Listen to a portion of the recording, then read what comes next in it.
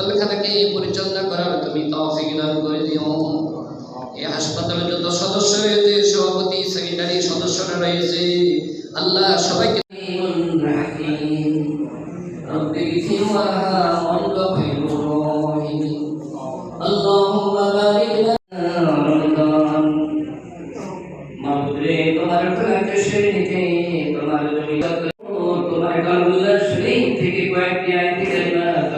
তোমার দয়ার গুণে মায়ের গুণে যদি সব দাও, সবগুলি কোটি গুণে বৃদ্ধি করে রাসূলুল্লাহ সাল্লাল্লাহু আলাইহি ওয়াসাল্লামের রোজা মুবারকে পৌঁছিয়ে দাও।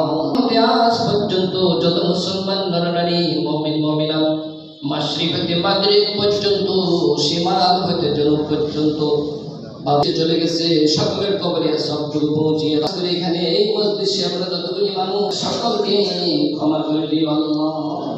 আয় আল্লাহ তাআলা, এই ডায়াবেটিস আল্লাহ তোমার আইন মোতাবেক, তোমার কালামুল্লাহ শরীফের আমরা হাত করেছি, আমাদের আত্মীয় স্বজন বানিয়ে দিও।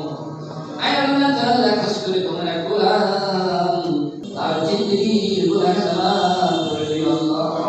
আল্লাহ তার পরিবারের সবাইকে ধৈর্য ধারণ করার তৌফিক দান করে দিও।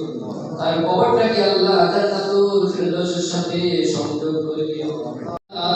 خير خلقه ونور عرشه أجمعين برحمتك يا أرحم الراحمين.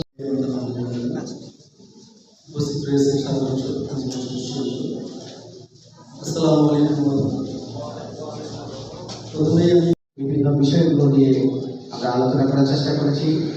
কিছু কিছু বিষয়ে সিদ্ধান্ত হয়েছে।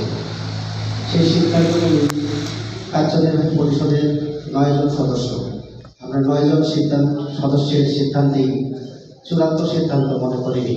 আমাদের কাছে মনে হয়েছে আমাদের যারা আজীবন সদস্য, সাধারণ সদস্য সবাই